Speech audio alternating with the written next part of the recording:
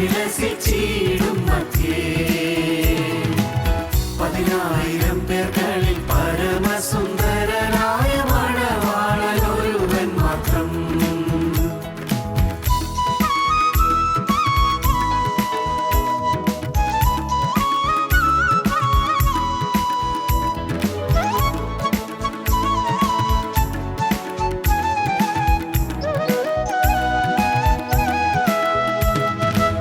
പ്രതിദിനം അവനെനിക്കത്തലകറ്റുന്നൊരുത്തമ മണവാളനാ.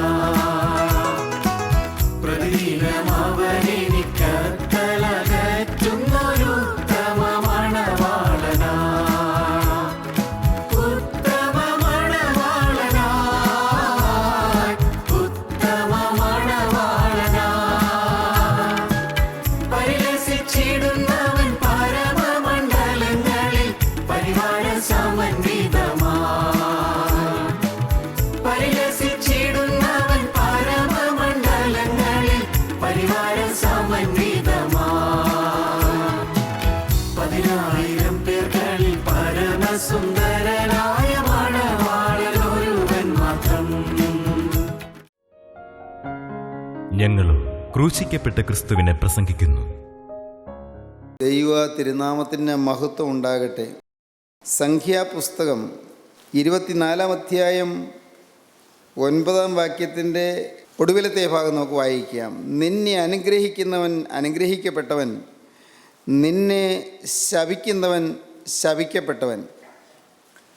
നിന്നെ അനുഗ്രഹിക്കുന്നവൻ അനുഗ്രഹിക്കപ്പെട്ടവൻ, നിന്നെ ശപിക്കുന്നവൻ ശപിക്കപ്പെട്ടവൻ.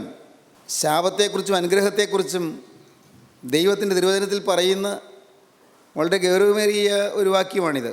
നിന്നെ അനുഗ്രഹിക്കുന്നവൻ അനുഗ്രഹിക്കപ്പെട്ടവൻ. ദൈവം അനുഗ്രഹിച്ചവനെ അനുഗ്രഹിക്കുന്നവൻ അനുഗ്രഹിക്കപ്പെട്ടവനാകും. ദൈവം ശപിക്കുന്നവനെ, നിന്നെ ദൈവം അനുഗ്രഹിക്കുന്നില്ലെങ്കിൽ, നിന്നെ ദൈവം അനുഗ്രഹത്തിൻ്റെ മേൽ പകർന്ന് നിന്നെ കാക്കുന്നില്ലെങ്കിൽ അവനെ അനുഗ്രഹിപ്പാൻ നിനക്ക് സാധിക്കുകയില്ല. നിന്നെ അനുഗ്രഹിക്കുന്നവൻ അനുഗ്രഹിക്കപ്പെട്ടവനാകും, നിന്നെ ശപിക്കുന്നവൻ ശപിക്കപ്പെട്ടവനാകും. കാരണം ദൈവം അനുഗ്രഹിച്ച ഒരു ദൈവവൈതലിനെ ആരെങ്കിലും ശപിച്ചാൽ അവൻ ശപിക്കപ്പെട്ടവനാകും. ദൈവം അനുഗ്രഹിക്കുന്നവനെ അനുഗ്രഹിച്ചാൽ അനുഗ്രഹം കിട്ടും, ദൈവം അനുഗ്രഹിക്കുന്നവനെ ശപിച്ചാൽ ശാപം കിട്ടും. ദൈവത്തിന് സ്തോത്രം. ഇത് സംഖ്യാപുസ്തകത്തിൽ 23 അധ്യായത്തിൽ നമുക്ക് കാണാം. 23 അധ്യായം 8 വാക്യം നമുക്ക് വായിക്കാം. 23 അധ്യായം 8 വാക്യം. ദൈവം ശപിക്കാത്തവനെ ഞാൻ എങ്ങനെ ശപിക്കും? ദൈവം ശപിക്കാത്തവനെ ഞാൻ എങ്ങനെ ശപിക്കും? യഹോവ പ്രാകാത്തവനെ ഞാൻ എങ്ങനെ പ്രാകും? യഹോവ പ്രാകാത്തവനെ ഞാൻ എങ്ങനെ പ്രാകും? വീണ്ടും വായിക്കാം. ഉൽപ്പത്തി പുസ്തകം 12 അധ്യായം 2 വാക്യം നമുക്ക് വായിക്കാം. ഉൽപ്പത്തി പുസ്തകം 12 അധ്യായം 2 വാക്യം. ഞാൻ നിന്നെ വലിയൊരു ജാതിയാക്കും, നിന്നെ അനുഗ്രഹിച്ച് നിന്റെ പേരെ വലുതാക്കും, നീ ഒരു അനുഗ്രഹമായിരിക്കും. നിന്നെ അനുഗ്രഹിക്കുന്നവരെ ഞാൻ അനുഗ്രഹിക്കും, നിന്നെ ശപിക്കുന്നവരെ ഞാൻ ശപിക്കും. നിന്നെ അനുഗ്രഹിക്കുന്നവരെ ഞാൻ അനുഗ്രഹിക്കും, നിന്നെ ശപിക്കുന്നവരെ ഞാൻ ശപിക്കും. ദൈവത്തിന് സ്തോത്രം. വീണ്ടും നമുക്ക് വേറെ ഭാഗം കൂടി വായിക്കാം. ഉൽപ്പത്തി പുസ്തകം 27 അധ്യായം 29 വാക്യം വായിക്കാം. 27 അധ്യായം 29 വാക്യം. ജാതികൾ നിന്നെ വണങ്ങട്ടെ, നിന്റെ സഹോദരന്മാർക്ക് നീ പ്രഭുവായിരിക്കുക. നിന്റെ മാതാവിൻ്റെ പുത്രന്മാർ നിന്നെ വണങ്ങട്ടെ. നിന്നെ ശപിക്കുന്നവനെല്ലാം ശപിക്കപ്പെട്ടവൻ. ഞാൻ നിന്നെ അനുഗ്രഹിച്ചിരിക്കുകയാണ്. നിന്നെ ഞാൻ അനുഗ്രഹിച്ചത് കൊണ്ട് ദൈവം പറയുന്നു, ഞാൻ നിന്നെ അനുഗ്രഹിച്ചത് കൊണ്ട് നിന്നെ ആരെങ്കിലും ശപിച്ചാൽ അവൻ ശപിക്കപ്പെട്ടവനാകും. നിന്നെ ശപിക്കുന്നവൻ എല്ലാം ശപിക്കപ്പെട്ടവൻ, നിന്നെ അനുഗ്രഹിക്കുന്നവനെല്ലാം അനുഗ്രഹിക്കപ്പെട്ടവൻ. നിന്നെ അനുഗ്രഹിക്കുന്നവനെല്ലാം അനുഗ്രഹിക്കപ്പെട്ടവൻ. ദൈവത്തിന് സ്തോത്രം. ഒരേ ഒരാശയമാണ് വേദപുസ്തകത്തിൽ പല ഭാഗങ്ങളിൽ നിന്നായിട്ട് നാം കാണുന്നത്. ദൈവം ഒരാളെ അനുഗ്രഹിച്ചാൽ ആളെ നാം അനുഗ്രഹിച്ചു കൊള്ളുക, ആളെ നാം ആദരിച്ചു കൊള്ളുക.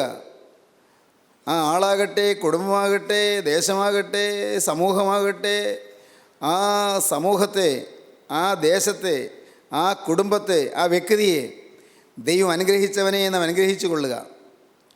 ദൈവം അനുഗ്രഹിക്കുന്നവനെ നാം ശപിച്ചാൽ ശാപം നമ്മുടെ മേൽ വരും. നിന്നെ അനുഗ്രഹിക്കുന്നവൻ അനുഗ്രഹിക്കപ്പെട്ടവൻ, നിന്നെ ശപിക്കുന്നവൻ ശപിക്കപ്പെട്ടവൻ. കാരണം നീ ദൈവത്തിൻ്റെ ജനമാണ്. ഇവരെ ചോസൺ ജനറേഷൻ.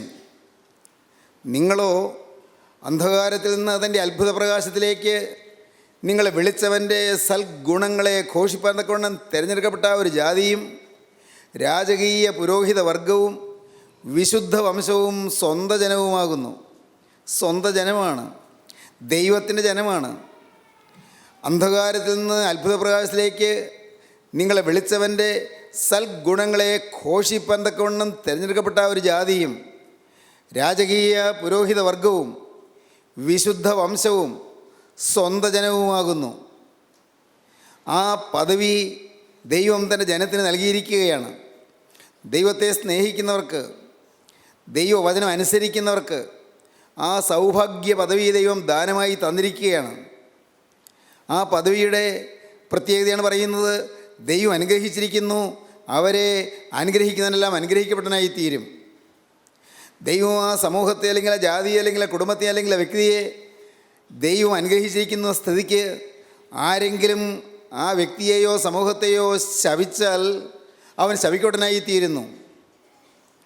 സംഖ്യാപുസ്തകത്തിൽ ഈ വാക്യം 23-ാം അധ്യായത്തിൻ്റെ 8-ാം വാക്യം, ദൈവം ശപിക്കാത്തവനെ ഞാനെങ്ങനെ ശപിക്കും, യഹോവ പ്രാകാത്തവനെ ഞാനെങ്ങനെ പ്രാകും എന്ന് പറഞ്ഞിരിക്കുകയാണ്. എന്താണ് ഇങ്ങനെ പറയാൻ കാരണം? ഇത് ദൈവത്തെ ഭയന്ന് ഒരു പ്രവാചകൻ പറയുന്ന വാക്കാണത്. ആ പ്രവാചകനിലെ വ്യക്തിപരമായ ദോഷങ്ങളുണ്ട്, ആ പ്രവാചകനിലെ വ്യക്തിപരമായ പോരായ്മകളുണ്ട്. എങ്കിലും ദൈവത്തെ ഒരു ഭയമുണ്ട്, ദൈവത്തെ പേടിയുണ്ട്. ദൈവം ആ പ്രവാചകനോട് പറഞ്ഞു, നീ ദ്രവ്യാഗ്രഹിയാണ്, നീ പണം നേടാനുള്ള വഴിയെ പോവുകയാണ്, എങ്കിലും ഞാൻ പറയുന്ന വചനമേ നീ പ്രസ്താവിക്കാവൂ. ആ പ്രവാചകൻ ആരാണ് നിങ്ങൾക്കറിയാമോ? ബിലയാം എന്ന് പറയുന്ന പ്രവാചകനാണ്. ബിലയാം വേദപുസ്തകത്തിൽ ഒരു കള്ളപ്രവാചകനായി കാണുന്ന ഒരാളാണ് ഈ ബിലയാം. പക്ഷേ ബിലയാമിന് ദൈവത്തെ ഭയമുണ്ട്. അങ്ങനെയുള്ള ആ വ്യാജ പ്രവാചകനെ പോലും ദൈവം തൻ്റെ തക്ക സമയത്തുള്ള കാര്യനിവൃത്തിക്ക് വേണ്ടി ഉപയോഗിക്കുകയാണ്. ദൈവം ആരെയെല്ലാമാണ് ഉപയോഗിക്കുന്നത്? ഏതെല്ലാം ജീവിതത്തിൽ കഴിഞ്ഞവരെയാണ് ഉപയോഗിക്കുന്നത്? ഏതെല്ലാം തെറ്റായ വഴികളിലൂടെ ജീവിച്ചവരെയാണ് ദൈവം ഉപയോഗിക്കുന്നത്? ദൈവത്തിൻ്റെ അനന്തമായ സ്നേഹം, ദൈവത്തിൻ്റെ അത്ഭുത കാരുണ്യം ബിലയാമിൻ്റെ നാവിൽ കൂടി ദൈവം സംസാരിക്കുകയാണ്. ബിലയാം വാസ്തവത്തിൽ പോകുന്നത് ഇസ്രായേൽ ജനത്തെ ശപിക്കാനാണ്. ഇസ്രായേൽ ജാതി മിസ്രയീമിൽ അഥവാ ഈജിപ്തിൽ നിന്ന് പുറപ്പെട്ട് ചെങ്കടൽ കടന്ന് സീനായി മരുഭൂമി കടന്ന് യാത്ര ചെയ്ത് 600,000 യാത്ര ചെയ്ത് അങ്ങ് മോവാബിൻ്റെ പടിവാതിക്കലെത്തി. മോവാബ്യർ ദൈവജനത്തിൻ്റെ എതിരാളികളാണ്. ദൈവജനത്തിൻ്റെ എതിരാളികളായ മോവാബ്യർ അവർ ഭയന്നുപോയി. ഇസ്രായേൽ ജാതി വലിയൊരു കൂട്ടം ഒരുമിച്ച് തിക്കിത്തള്ളി വരുന്നു. അവരുടെ മാർഗമധ്യത്തിലുള്ള വിഘ്നങ്ങളെല്ലാം തട്ടി തകർത്തുകൊണ്ടാണ് അവർ വരുന്നത്. ഏതെല്ലാം തടസ്സങ്ങൾ അവർക്ക് വന്നെങ്കിലും അവരെ ജയിച്ചാണ് വരുന്നത്. അവർ തോൽവി അടയുന്നില്ല. അവരോടെ ഒരു ദൈവമുണ്ട് എന്ന് ജാതികൾ ഭ്രമിച്ചുപോയി. അവരെ തോൽപ്പിക്കാൻ സാധിക്കുകയില്ല എന്ന് കണ്ടു. മോവാബ് രാജാവായ ബാലാക്ക് കണ്ടു ഇസ്രായേൽ ജനത്തിൻ്റെ ജയചരിത്രം. ഇസ്രായേൽ ജനം ജയിച്ചു വരുന്നു. ആയുധശക്തി കൊണ്ട് അവരെ തോൽപ്പിക്കാൻ സാധിക്കില്ലെന്ന് ബാലാക്കിന് മനസ്സിലായി. ആയുധത്തിൻ്റെ ശക്തി കൊണ്ടോ സൈന്യത്തിൻ്റെ ബാഹുല്യം കൊണ്ടോ അവരെ നേടാൻ സാധിക്കില്ലെന്ന് മനസ്സിലായി. ബാലാക്ക് ഒരു ബുദ്ധി പ്രയോഗിച്ചു. ഈ ജനത്തെ അങ്ങ് ശപിച്ചാൽ, അങ്ങനെ ഒരു കള്ളപ്രവാചനെ വരുത്തി, ഒരു മന്ത്രവാദിയായ പ്രവാചനെ വരുത്തി, ഒരു ലക്ഷണവിദ്യയുള്ള പ്രവാചനെ വരുത്തി അവരെ ശപിച്ചാൽ അവർ നശിച്ചു പോകുമെന്ന് ബാലാക്കിന് തോന്നി. ബാലാക്ക് അതിന് തന്ത്രം പ്രയോഗിക്കുകയാണ്. ഒരു പ്രവാചകനെ വിളിക്കുകയാണ്. ശപിക്കാനാണ് വിളിക്കുന്നത്. പ്രവാചകൻ ശപിക്കേണ്ടവനല്ല, പ്രവാചകൻ അനുഗ്രഹിക്കേണ്ടവനാണ്. പ്രവാചകൻ ആരെയും ശപിക്കാൻ പാടില്ല. ആരെയും ശപിച്ചാൽ അതെല്ലാം അവനിലേക്ക് തിരിച്ചു വരികയുള്ളൂ. ദൈവം ശപിക്കാത്തവനെ ശപിക്കാൻ പാടില്ല. പ്രവാചകൻ ദൈവത്തിൻ്റെ വചനം പ്രസ്താവിക്കേണ്ടവനാണ്. പക്ഷേ അവനൊരു കള്ളപ്രവാചകനായിരുന്നു. അവൻ പണത്തിന് വേണ്ടി പ്രവചനം പറയുന്നവനായിരുന്നു. എല്ലാ കാലത്തും അങ്ങനെയുണ്ട്. പൈസ കിട്ടാൻ വേണ്ടി പ്രവചനം പറയുന്നവരുണ്ട്. എന്തെങ്കിലും സ്വകാര്യ ലാഭത്തിന് വേണ്ടി ദൈവത്തിന് വചനം പറയുന്നവരുണ്ട്. സ്വകാര്യ ലാഭം നേടാൻ വേണ്ടി, സ്വന്തം സ്ഥാനം ഉറപ്പിക്കാൻ വേണ്ടി, സ്വന്തം ജീവിതത്തിൽ നിലവാരമുണ്ടാക്കാൻ വേണ്ടി, മനുഷ്യരുടെ ബഹുമതി ലഭിക്കാൻ വേണ്ടി, മനുഷ്യരുടെയുള്ള ഈ സ്ഥാനമാനങ്ങൾ കൂട്ടി ഉറപ്പിക്കാൻ വേണ്ടി ദൈവത്തിൻ്റെ വേല ചെയ്യുന്ന പ്രവാചകന്മാരുണ്ട്, എക്കാലത്തുമുണ്ട്. അന്ന് ഈ ബിലയാമിന് പണം കിട്ടും, സമ്മാനം കിട്ടുമെന്ന് മനസ്സിലായി. ബാലാക്ക് അങ്ങനെ ഓഫർ ചെയ്തു, വലിയ സമ്മാനങ്ങൾ തരാം, വലിയ ബഹുമതികൾ തരാം, നീ വരൂ, ജനത്തെ ശപിക്കാൻ നീ വരൂ. ദൈവജനം ഇസ്രായേൽ ജാതി വന്നിരിക്കുന്നു, അവർ ഞങ്ങളെ തൂത്തെറിഞ്ഞു കളയും, മോവാബ്യരെ മുഴുവനും നശിപ്പിച്ച് കളയും. അതുകൊണ്ട് പ്രവാചകൻ വന്ന് അവരെ ശപിക്കണം, അങ്ങനെ ഞങ്ങൾക്ക് രക്ഷ നേടണം. സ്വന്തം സ്വകാര്യ ലാഭം നോക്കി ഈ പ്രവാചകൻ പുറപ്പെടുകയാണ്. ദൈവം വഴിയിൽ തടഞ്ഞു. ഇപ്പോഴത്തെ ഈ വിഷയത്തിൽ അത് പ്രസക്തമല്ലാത്തതിനാൽ അതിലേക്ക് ഞാൻ കടക്കുന്നില്ല. വഴിയിൽ ദൈവം തടഞ്ഞു. വീണ്ടും ദൈവം പറഞ്ഞു, പൊയ്ക്കോ, പക്ഷേ ഞാൻ പറയുന്നത് മാത്രമേ നീ പ്രസ്താവിക്കാവൂ. നീ നിൻ്റെ സ്വന്തം അഭിപ്രായപ്രകാരം പറയരുത്. ഞാൻ നിൻ്റെ നാവിൽ വരച്ചു തരുന്നത് മാത്രമേ പറയാവൂ. എന്തൊരത്ഭുതം! കള്ളപ്രവാചകനാണെങ്കിലും ദൈവം നാവിൽ വരച്ചു കൊടുക്കുന്നു. കള്ളപ്രവാചകനാണെങ്കിലും ദൈവം ജനത്തിനുള്ളതായ വചനം വരച്ചു കൊടുക്കുന്നു. ദൈവം പറയുന്നതനുസരിച്ച് കൊള്ളാമെന്ന് പറഞ്ഞ് എന്ത് സമ്മാനം കിട്ടിയാലും ഞാൻ ദൈവത്തിൻ്റെ വഴിവിട്ട് മാറുകയില്ല എന്ന് വാക്ക് പറഞ്ഞ് പ്രവാചകൻ പുതിയ സമർപ്പണത്തോടെ പോവുകയാണ്. പ്രവാചകൻ ചെന്നു, ഒരു പർവ്വതത്തിൻ്റെ മുകളിൽ കയറി നിന്നു. കുന്നിൻ മുകളിൽ നിന്നുകൊണ്ട് ഇസ്രായേൽ ജാതിയെ കണ്ടു. പരന്ന് കിടക്കുന്ന വിശാലമായ ജാതി, വിശാലതയിൽ പരന്ന് വ്യാപിച്ച് കിടക്കുന്ന 600,000 ജനങ്ങൾ. ഈ വലിയ ജാതിയെ പ്രവാചകൻ കണ്ടിട്ട് പ്രവാചകൻ അവരെ ശപിക്കാൻ ആഗ്രഹിച്ചെങ്കിലും നാവിൽ കിട്ടിയ വചനം വേറെന്നാണ്, അനുഗ്രഹിക്കാനുള്ള വചനമാണ്. ബാലാക്ക് രാജാവ് പറഞ്ഞത് ഇവരെ ശപിക്കണമെന്നാണ്. പക്ഷേ ബിലയാം എന്ത് ചെയ്തു? ബിലയാം പറയുകയാണ്. ബിലയാം പറയുന്ന വാക്ക് 7-ാമത്തെ വാക്യം മുതൽ വായിക്കാം. 23-ാം അധ്യായം 7-ാം വാക്യം മുതൽ. അപ്പോൾ അവൻ സുഭാഷിതം ചൊല്ലിത്തുടങ്ങിയത്, ബാലാക്ക് എന്നെ അരാമിൽ നിന്നും മോവാബ് രാജാവ് പൂർവ്വ പർവ്വതങ്ങളിൽ നിന്നും വരുത്തി. 350 മൈൽ യാത്ര ചെയ്താണ് ഈ പ്രവാചകൻ വന്നിരിക്കുന്നത്. ജനത്തെ ശപിക്കാൻ 350 മൈൽ അകലെ നിന്ന് ഈ പ്രവാചകനെ കൊണ്ടുവന്നിരിക്കുകയാണ്. എന്നെ രാജാവ് ദൂരദേശങ്ങളിൽ നിന്ന് വരുത്തിയിരിക്കുന്നു, കിഴക്കൻ പർവ്വതങ്ങളിൽ നിന്ന് എന്നെ വരുത്തിയിരിക്കുന്നു. യൂഫ്രട്ടീസിൽ നിന്ന് ഈ മലമുകളിലേക്ക് എത്താൻ ദൂരം 350 മൈലാണ്. ഇത്രയും ദൂരം പ്രവാചകൻ യാത്ര ചെയ്ത് വന്നിരിക്കുകയാണ്. എന്തിന്? സമ്മാനം കിട്ടുമെന്നുള്ളതുകൊണ്ട്, സ്വന്തം സ്വകാര്യ ലാഭം ഉണ്ടാക്കാമെന്നുള്ളതുകൊണ്ട്, ദൈവജനത്തെ ശപിക്കാൻ വേണ്ടി. പ്രവാചകൻ പറയുകയാണ്, അടുത്ത വാക്യം, ചെന്ന് യാക്കോബിനെ ശപിക്കുക. രാജാവ് എന്നോട് പറഞ്ഞു, ചെന്ന് യാക്കോബിനെ ശപിക്കുക. അതെന്ന് യാക്കോബിൻ്റെ വംശ പരമ്പരയെ ചെന്ന് യാക്കോബിനെ ശപിക്കുക, ചെന്ന് ഇസ്രായേലിനെ പ്രാകുക എന്ന് പറഞ്ഞു. ഇസ്രായേലിനെ പ്രാകുക എന്ന് പറഞ്ഞു. ദൈവം ശപിക്കാത്തവനെ ഞാൻ എങ്ങനെ ശപിക്കും? യഹോവ പ്രാകാത്തവനെ ഞാൻ എങ്ങനെ പ്രാകും? ദൈവം ശപിക്കാത്തവനെ ഞാൻ എങ്ങനെ ശപിക്കും? രാജാവ് പറഞ്ഞു, സമ്മാനം തരാമെന്ന്. പക്ഷേ എനിക്ക് നിർവാഹമില്ല, എനിക്ക് സാധ്യമല്ല. ദൈവം ശപിക്കാത്തവനെ ഞാൻ എങ്ങനെ ശപിക്കും? യഹോവ പ്രാകാത്തവനെ ഞാൻ എങ്ങനെ പ്രാകും? ദൈവത്തിന് സ്തോത്രം. ദൈവം അനുഗ്രഹിക്കുന്നവനെ എനിക്ക് ശപിക്കാൻ വയ്യ, കാരണം ശാപം എൻ്റെ മേൽ വരും. പ്രവാചകൻ നോക്കി, നാവിൽ കിട്ടിയ വചനം പറഞ്ഞേ പറ്റൂ. ദൈവത്തിന് സ്തോത്രം. സഹോദരങ്ങളെ, വളരെ ഗൗരവമേറിയ ചില പാഠങ്ങൾ ഇതിൽ നമുക്ക് കാണുവാൻ സാധിക്കും. നാം ഓരോരുത്തരും ദൈവത്തിൻ്റെ പ്രത്യേക ജനമാണ്, ദൈവത്തിൻ്റെ തിരഞ്ഞെടുക്കപ്പെട്ട ജാതിയാണ്. നാം ഓരോരുത്തരും ദൈവത്തിൻ്റെ വിശുദ്ധ വംശമാണ്. യഹോവ ദൈവമാം വിശുദ്ധ ജാതി നാം പാടാറുണ്ട്.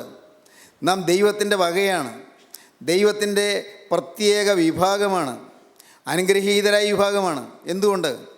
തൻ്റെ സ്വന്തം പുത്രൻ്റെ തിരുവിലാവിലെ രക്തമൂറ്റി ദൈവം നമ്മെ വീണ്ടെടുത്തിരിക്കുന്നു. നാം പാപികളായിരുന്നു, നാം അശുദ്ധരായിരുന്നു, നാം ദോഷികളായിരുന്നു, നാം ശാപഗ്രസ്തരായിരുന്നു.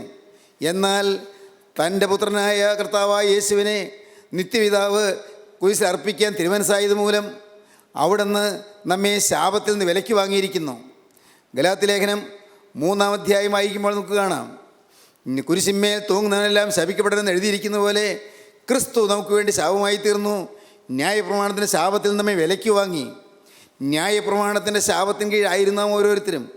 നാം വാസ്തവത്തിൽ ശാപഗ്രസ്തരായിരുന്നു, ശാപം വിഴുങ്ങിയവരായിരുന്നു, ശാപം മൂടിയവരായിരുന്നു, ശാപത്തിന് അടിമകളായിരുന്നു, ശപിക്കപ്പെടേണ്ടവരായിരുന്നു. എന്നാൽ യേശുക്രിസ്തു നമുക്ക് വേണ്ടി ശാപം ഏറ്റെടുത്തു. നമുക്കുള്ള ശാപം യേശു സ്വന്തം ശരീരത്തിൽ ഏറ്റെടുത്തു. അതിന് കർത്താവ് തൻ്റെ രക്തം മറുവിലയായി കൊടുത്തു നമ്മെ വീണ്ടെടുക്കാൻ. നമ്മെ വീണ്ടെടുക്കുന്നതിന്, നമ്മെ വിലയ്ക്ക് വാങ്ങുന്നതിന് തൻ്റെ തിരുരക്തം യേശുക്രിസ്തു മറുവിലയായി കൊടുത്തു. ദൈവത്തിന് സ്തോത്രം. നിവൃത്തിയായി എന്ന് കുരിശിന്മേൽ കിടന്ന് പറഞ്ഞ ആ വചനത്തിൻ്റെ അർത്ഥം എന്താണ്? മനുഷ്യൻ്റെ ശാപം മാറ്റുവാൻ ദൈവം ചെയ്യേണ്ടതെല്ലാം പൂർത്തീകരിച്ചു എന്നാണ്. It is finished. അത് തികച്ചിരിക്കുന്നതാണ്, അത് പൂർത്തീകരിച്ചിരിക്കുന്നതാണ്, അത് നിവർത്തിച്ചിരിക്കുന്നു, നിവൃത്തിയായി. ദൈവത്തിന് സ്തോത്രം. മനുഷ്യജാതിയുടെ വീണ്ടെടുപ്പിന് വേണ്ടി സ്വർഗത്തിലെ ദൈവം ചെയ്യാനുള്ള ദൈവത്തിൻ്റെ രക്ഷാപദ്ധതി നിവർത്തിച്ചിരിക്കുന്നു. ദൈവത്തിൻ്റെ അത്ഭുതകരമായ ആ സ്നേഹം പ്രകടിപ്പിച്ചിരിക്കുന്നു. ദൈവം നമ്മെ വീണ്ടെടുത്തിരിക്കുന്നു. പ്രിയപ്പെട്ടവരെ, നാം ഒരു വിശേഷ വർഗമാണ്. നാം ദൈവത്തിൻ്റെ സ്വന്തം ജാതിയാണ്. ദൈവം തൻ്റെ സ്വന്തമായി നമ്മെ തിരഞ്ഞെടുത്തിരിക്കുന്നു. അതുകൊണ്ടാണ് പത്രോസ് ശ്ലീഹ പറഞ്ഞത്. ഞാൻ ആദ്യം പറഞ്ഞ വാക്യം നിങ്ങൾക്ക് ഓർമ്മയുണ്ടോ? പത്രോസിൻ്റെ 1-ാമത്തെ ലേഖനം 2-ാം അധ്യായത്തിൻ്റെ 4-ാം വാക്യം മുതൽ വായിക്കുമ്പോൾ കാണാം, നിങ്ങളോ അന്ധകാരത്തിൽ നിന്ന് തൻ്റെ അത്ഭുത പ്രകാശത്തിലേക്ക് നിങ്ങളെ വിളിച്ചവൻ്റെ സദ്ഗുണങ്ങളെ ഘോഷിപ്പാൻ തക്കവണ്ണം തിരഞ്ഞെടുക്കപ്പെട്ട ഒരു ജാതിയും രാജകീയ പുരോഹിത വർഗവും വിശുദ്ധ വംശവും സ്വന്ത ജനവുമാകുന്നു. മുമ്പേ നിങ്ങൾ ജനമല്ലാത്തവർ, ഇപ്പോഴോ ദൈവത്തിൻ്റെ ജനം. മുമ്പേ കരുണ ലഭിക്കാത്തവർ, ഇപ്പോഴോ കരുണ ലഭിച്ചവർ തന്നെ. ദൈവത്തിന് സ്തോത്രം. എന്ത് മനോഹരമായ ഒരു അനുഭവമാണ് നമുക്ക് തന്നിരിക്കുന്നത്. ദാനമായി തന്നിരിക്കുകയാണ്.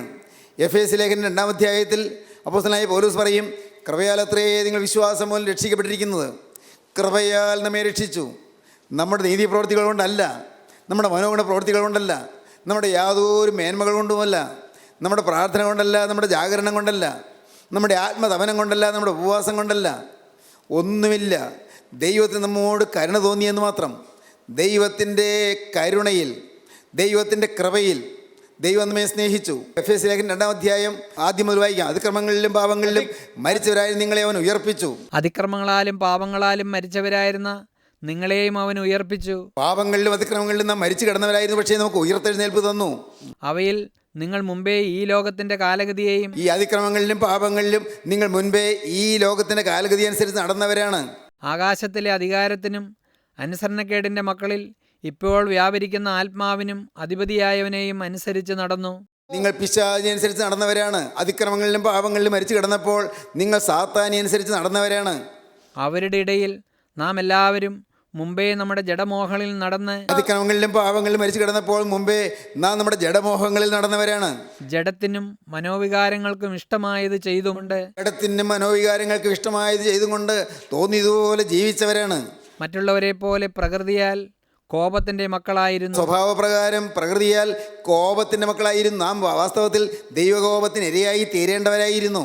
കരുണാസമ്പന്നനായ ദൈവമോ, എന്ത് മനോഹരമായ വാക്യം! കരുണാസമ്പന്നനായ ദൈവമോ നമ്മെ സ്നേഹിച്ച മഹാസ്നേഹം നിമിത്തം അതിക്രമങ്ങളാൽ മരിച്ചവരായിരുന്ന നമ്മെ ക്രിസ്തുവിനോടുകൂടെ ജീവിപ്പിക്കുകയും, അതിക്രമങ്ങളാൽ മരിച്ചവരായി നമ്മെ ക്രിസ്തുവിനോട് കൂടെ ജീവിപ്പിച്ചു. കർത്താവായ യേശു ക്രിസ്തു ഉയർത്തെഴുന്നേറ്റതുപോലെ നമ്മെ അവൻ ഉയർത്തെഴുന്നേൽപ്പിച്ചു. അതിക്രമങ്ങളിലും പാപങ്ങളിലും മരിച്ചു കിടന്നു. എല്ലാ പാപങ്ങളിലും തിന്മകളിലും മരിച്ചു കിടന്നു. ആത്മാവ് മരിച്ചു കിടക്കുകയായിരുന്നു. പാപം മൂലം ആത്മാവ് മൃതാവസ്ഥയിലായിരുന്നു. മരിച്ചു കിടന്ന ആത്മാവിനെ ഉയർത്തെഴുന്നേൽപ്പിച്ചു. ക്രിസ്തുവിനോടുകൂടെ ഉയർത്തെഴുന്നേൽപ്പിച്ച് ജീവിപ്പിച്ചു. കൃപയാലത്രേ നിങ്ങൾ രക്ഷിക്കപ്പെട്ടിരിക്കുന്നു. നിങ്ങൾക്ക് സൗജന്യമായ സ്നേഹം തന്നിരിക്കുന്നു. കൃപയാലത്രേ നിങ്ങൾ രക്ഷിക്കപ്പെട്ടിരിക്കുന്നു. ക്രിസ്തു യേശുവിൽ നമ്മെക്കുറിച്ചുള്ള വാത്സല്യത്തിൽ തൻ്റെ കൃപയുടെ അത്യന്തധനത്തെ, യേശുവിനെക്കുറിച്ചുള്ള വാത്സല്യത്തിൽ തൻ്റെ കൃപയുടെ അത്യന്തധനത്തെ വരും കാലങ്ങളിൽ കാണിക്കേണ്ടതിന്, ഭാവി കാലങ്ങളിൽ കാണിക്കേണ്ടതിന് ക്രിസ്തുവേശുവിൽ അവനോടുകൂടെ ഉയർത്തെഴുന്നേൽപ്പിച്ച് സ്വർഗത്തിൽ ഇരുത്തുകയും ചെയ്തു. എന്താണ് ഈ പറയുന്നത്? ക്രിസ്തു യേശുവിനോട് നമ്മെ ഉയർത്തെഴുന്നേൽപ്പിച്ചു, എന്നിട്ട് നമ്മെ കൊണ്ടുപോയി സ്വർഗത്തിൽ ഇരുത്തി. നാം ഈ ഭൂമിയിൽ ജീവിക്കുകയല്ലേ. ഈ ഭൂമിയിൽ ജീവിക്കുമ്പോൾ ക്രിസ്തു യേശുവിൻ്റെ കൃപയാൽ നമ്മെ ഉയർത്തെഴുന്നേൽപ്പിച്ച്, അതിക്രമങ്ങളാലും പാവങ്ങളാലും മരിച്ചു കിടന്ന് നമ്മെ ഉയർത്തെഴുന്നേൽപ്പിച്ച് അവൻ നമ്മെ ഉയർത്തിക്കൊണ്ടുപോയി സ്വർഗത്തിൽ ഇരുത്തുകയും ചെയ്തു. കൃപയാലത്രേ നിങ്ങൾ വിശ്വാസം രക്ഷിക്കപ്പെട്ടിരിക്കുന്നത്. സ്തോത്രം. നമ്മെ സ്വർഗത്തിൽ ഇരുത്തിയിരിക്കുന്നു. പ്രിയപ്പെട്ടവരെ, ശരീരം ഭൂമിയിലൂടെ നടക്കുന്നു. പഴയ കൈകൾ, പഴയ കാലുകൾ, പഴയ മൂക്ക്, പഴയ നാവ്, പഴയ തലമുടി, പഴയ കാലുകൾ, പഴയ ശരീര അവയവങ്ങൾ. പക്ഷേ നമ്മുടെ ആത്മാവ് സ്വർഗത്തിലിരിക്കുകയാണ്. സ്വർഗത്തിലിരുത്തുകയും ചെയ്തു. കൊലോസ് ലേഖനം 3-ാം അധ്യായം വായിക്കുമ്പോൾ കാണാം, നമ്മുടെ ജീവനായ ക്രിസ്തു വെളിപ്പെടുമ്പോൾ നാമും തേജസ്സിൽ അവനോട് വെളിപ്പെടുമെന്ന്. ഇന്ന് നാം മരിച്ച് അവനോട് തേജസ്സിൽ മറഞ്ഞിരിക്കുന്നുവെന്ന്. തേജസ്സിൽ മറഞ്ഞിരിക്കുകയാണ്. കൊലോസ്യർ 3:1 മുതൽ വായിക്കാം.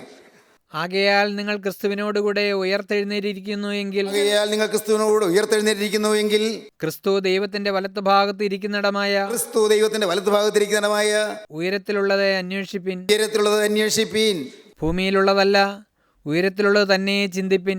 ഉള്ളതല്ല നിങ്ങൾ ചിന്തിക്കേണ്ടത്, ഉയരത്തിലുള്ളത് തന്നെ, സ്വർഗത്തിലുള്ളത് മാത്രം നിങ്ങൾ ചിന്തിപ്പീൻ. നിങ്ങൾ മരിച്ച് നിങ്ങളുടെ ജീവൻ ക്രിസ്തുവിനോടുകൂടെ ദൈവത്തിൽ മറഞ്ഞിരിക്കുന്നു. നിങ്ങൾ അതിക്രമങ്ങളാലും പാവങ്ങളാലും മരിച്ചു കിടന്ന് നിങ്ങളെ അവൻ ഉയർത്തെഴുന്നേൽപ്പിച്ചു. ഇപ്പോൾ നിങ്ങൾ മരിച്ചിരിക്കുന്നു. എങ്ങനെ മരിച്ചു? നിങ്ങളുടെ ജഡത്തിന് മരിച്ചു, നിങ്ങളുടെ സ്വയത്തിന് മരിച്ചു, നിങ്ങളുടെ ലോകത്തിന് മരിച്ചു. അങ്ങനെ ലോകത്തിനും ജഡത്തിനും സ്വയത്തിനും മരിച്ചിട്ട് നിങ്ങളിപ്പോൾ ക്രിസ്തുവിൽ മറഞ്ഞിരിക്കുകയാണ്. നിങ്ങൾ മരിച്ച് നിങ്ങളുടെ ജീവൻ ക്രിസ്തുവിനോടുകൂടെ ദൈവത്തിൽ മറഞ്ഞിരിക്കുന്നു. നിങ്ങളുടെ ജീവൻ ക്രിസ്തുവിനോടുകൂടെ ദൈവത്തിൽ മറഞ്ഞിരിക്കുന്നു, സ്വർഗത്തിൽ ഇരുത്തിയിരിക്കുന്നു, ദൈവത്തിൽ മറഞ്ഞിരിക്കുന്നു. നമ്മുടെ ജീവനായ ക്രിസ്തു വെളിപ്പെടുമ്പോൾ, യേശു വീണ്ടും വരുമ്പോൾ, ജീവനായ ക്രിസ്തു വെളിപ്പെടുമ്പോൾ നിങ്ങളും അവനോടുകൂടെ തേജസ്സിൽ വെളിപ്പെടും. ദൈവമേ, നിങ്ങളും അവനോടുകൂടെ തേജസ്സിൽ വെളിപ്പെടും. അന്ന് നിങ്ങൾ വെളിപ്പെട്ടു വരും. ഇന്ന് സഭയാകുന്ന മണവാട്ടി ഇന്ന് മണവാളിനോടുകൂടെ ജീവനുള്ള ദൈവത്തിൻ്റെ പരിശുദ്ധാത്മാവിനോട് ചേർന്ന് ഇന്ന് ലയിച്ചു നിൽക്കുകയാണ്, ഇന്ന് സ്വർഗത്തിൽ ഇരിക്കുകയാണ്. എന്നാൽ ക്രിസ്തു വീണ്ടും വരുമ്പോൾ ഈ മണവാട്ടി വെളിപ്പെട്ടു വരും, സഭ വെളിപ്പെട്ടു വരും. തേജസ്സാകുന്ന ക്രിസ്തുവിനോടുകൂടെ അന്ന് തേജസ്സിൽ നാം വെളിപ്പെട്ടു വരും. ദൈവത്തിന് സ്തോത്രം. ഇന്ന് സ്വർഗത്തിൽ ഇരുത്തിയിരിക്കുന്നു. നിന്നെ ശപിക്കുന്നവനെ ഞാൻ ശപിക്കും, നിന്നെ അനുഗ്രഹിക്കുന്നവനെ ഞാൻ അനുഗ്രഹിക്കും. പദവിയാണ് നമുക്ക് ലഭിച്ചത്. ബെലയാം നോക്കിയപ്പോൾ ജനത്തെ ശപിക്കാൻ നിർവാഹമില്ല. ബെലയാമിനെ ബാലാക്ക് വിളിച്ചു കൊണ്ടുപോയി. സമ്മാനം എല്ലാം തരാമെന്ന് പറഞ്ഞില്ലേ നിന്നെ കൊണ്ടുവന്നത്? നീ എന്താണ് ഈ ജനത്തെ അനുഗ്രഹിച്ചത്? ബെലയാം പറഞ്ഞു, സ്വർഗത്തിലെ ദൈവം തന്നതല്ലാതെ എനിക്ക് പറയാൻ നിർവാഹമില്ല. അവൻ എൻ്റെ വായിൽ വരച്ചു തരുന്നത് എനിക്ക് പറയാൻ പറ്റൂ. അതുകൊണ്ടാണ് എനിക്ക് എൻ്റെ വാക്ക് മാറാൻ ഒക്കുകയില്ല. ബാലാക്ക് പറഞ്ഞു, സാരമില്ല, നിനക്കിനിയും കൂടുതൽ സമ്മാനങ്ങൾ തരാം. ദാണ്ടെ അപ്പുറത്തെ കുന്നിന്മേൽ കയറി നിൽക്കാം, അവിടെ നിന്നുകൊണ്ട് നീ ജനത്തെ നോക്ക്. ഈ വിശാലതയിൽ പാരാവാരം പോലെ വരന്നു കിടക്കുന്ന ജനസമൂഹത്തെ നോക്കിയിട്ട് നീ ഇനിയും നിനക്ക് അവരെ കാണുമ്പോൾ ശപിക്കാൻ തോന്നും. അന്നേരം നിനക്ക് തോന്നുന്ന പോലെ ശപിച്ചുകൊള്ളൂ. പിന്നെയും അവിടെ കയറി ബാലാക്കിൻ്റെ കൂടെ പോവുകയാണ്, രാജാവിൻ്റെ കൂടെ ബെലയാം പോവുകയാണ്. ഈ പ്രവാചകന് തൻ്റെ അടുത്തോടെ നിൽക്കാമായിരുന്നു. ഞാൻ വരില്ലെന്ന് വേണമെങ്കിൽ പറയാമായിരുന്നു. ഞാൻ വന്ന് ഇനിയും ജനത്തെ ശപിക്കുന്ന കാര്യം എന്നോട് മിണ്ടണ്ട എന്ന് പറയാമായിരുന്നു. പ്രവാചകൻ പോവുകയാണ്. പ്രവാചകന് ഉള്ളിൽ അകത്ത് ഊറിയൊരാഗ്രഹം കിടപ്പുണ്ട്. ഈ രാജാവ് തരുന്ന സമ്മാനങ്ങൾ അതെങ്ങനെയാണ് കളയുന്നു? വെറുതെ കിട്ടുന്ന സമ്മാനങ്ങളല്ലേ, ചെറിയ സമ്മാനങ്ങളോ മറ്റാണോ? സ്വർണ്ണകുംഭങ്ങളാണ് കിട്ടുന്നത്, സ്വർണ്ണക്കട്ടികളാണ് കിട്ടുന്നത്, ധനസമൃദ്ധിയാണ് കിട്ടുന്നത്. അതങ്ങനെ വെറുതെ എറിഞ്ഞു കളയാൻ പറ്റുമോ? പ്രവാചകൻ പോയി ആ ശിലാഗ്രഹത്തിൽ ചെന്നപ്പോൾ അവിടെയും ദൈവം നാവിൽ കൊടുക്കുന്നത്, നിന്നെ അനുഗ്രഹിക്കുന്നവനെ ഞാൻ അനുഗ്രഹിക്കും, നിന്നെ ശപിക്കുന്നവനെ ഞാൻ ശപിക്കും. അതാണ് 24-ാം അധ്യായത്തിൻ്റെ 9-ാം വാക്യത്തിൽ കാണുന്നത്. നിന്നെ അനുഗ്രഹിക്കുന്നവൻ അനുഗ്രഹിക്കപ്പെട്ടവൻ, നിന്നെ അനുഗ്രഹിക്കുന്നവൻ അനുഗ്രഹിക്കപ്പെട്ടവൻ, നിന്നെ ശപിക്കുന്നവൻ ശപിക്കപ്പെട്ടവൻ. അവിടെ അത് തന്നെ പറയും, നിന്നെ ശപിക്കുന്നവൻ ശപിക്കപ്പെട്ടവൻ. ദൈവത്തിന് സ്തോത്രം.